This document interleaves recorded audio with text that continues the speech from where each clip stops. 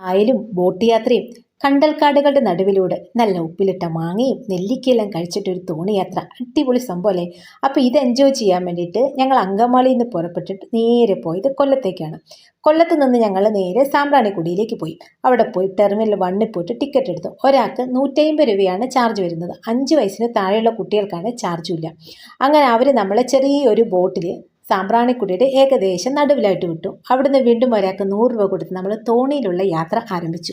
കണ്ടൽക്കാടുകളുടെ നടുവിലൂടെയുള്ള തോണി യാത്ര എന്ന് പറയുന്ന അടിപൊളി സംഭവമാണ്. കാരണം സാമ്പ്രാണിക്കുടിയുടെ ഫുൾ വ്യൂ നമുക്ക് ആ തോണി യാത്രയിൽ നമുക്ക് എൻജോയ് ചെയ്യാൻ വേണ്ടി പറ്റും.